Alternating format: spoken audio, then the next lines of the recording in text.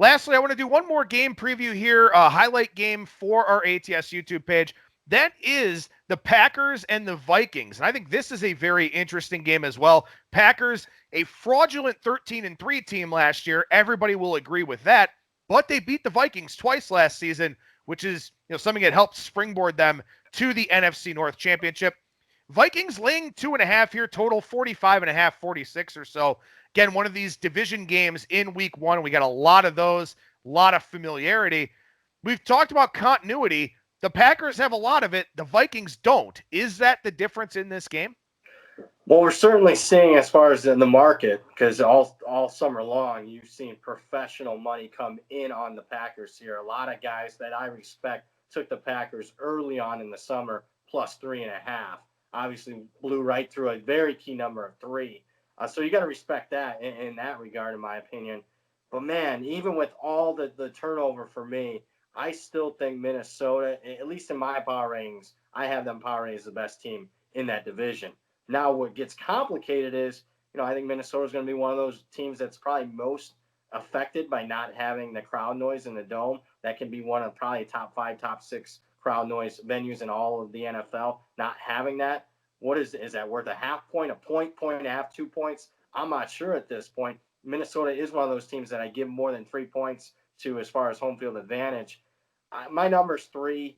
Right now, I'd lean with the Vikings. I respect the money on the Packers, but I'd still lean Minnesota. I don't like what I've seen this offseason as far as the Packers. I hated their draft, and I wasn't alone in hating their draft. And to me, it wasn't even about Jordan Love. It was their picks after Jordan Love that I didn't like. And, for example, they took A.J. Dillon from Boston College, who I thought would have been like a 5th or 6th rounder at best. They took him, and word out of fall camp, he's running 3rd string. Well, no shit. I mean, he wasn't that good. And in my opinion, not that great fit for that offense for Green Bay. So to me, Vikings a little here. Respect the money, but Vikings a little lean for me.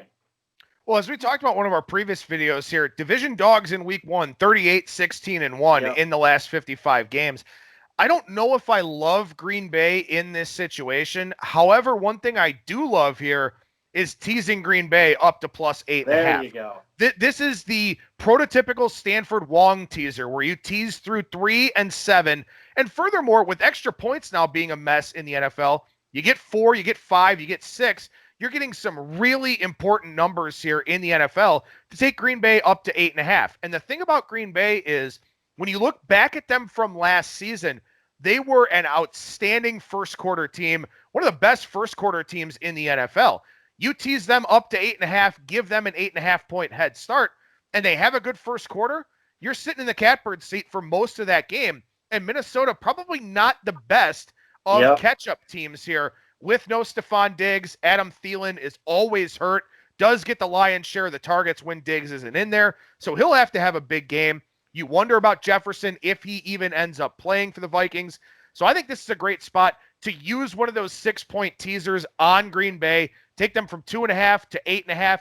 Get 3, 4, 5, 6, 7 of those key numbers there in that range, and find something else to pair it with. You've got something like maybe bring Indianapolis down to -2, something like that. Maybe you take a look at Denver at 8.5. Yeah, Broncos. Low-scoring Monday Night Football game. The altitude factor. Maybe a Packers-Broncos teaser, Packers-Colts teaser, something like that. Again, keep in mind, you are not tied to just playing spreads, money lines, and totals here. You've got teasers in the prop market and different other things that you can use to your advantage.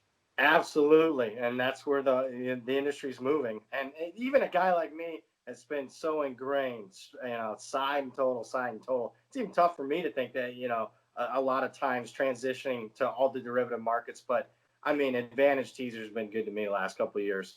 That the Packers is one that's certainly circled on my board. Even though I lean Vikings, teasing through those key numbers at 3 and 7 are so valuable. And I think are going to be valuable necessarily in what I expect to be a lower scoring game.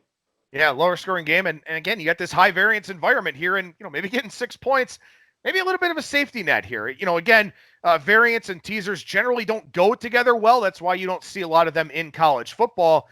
But I think the NFL, just because of the year-over-year personnel, all the coaches that are, a lot of carbon copy coaches, everyone following Sean McVay's lead, a lot of guys that we know that have been around for a long time.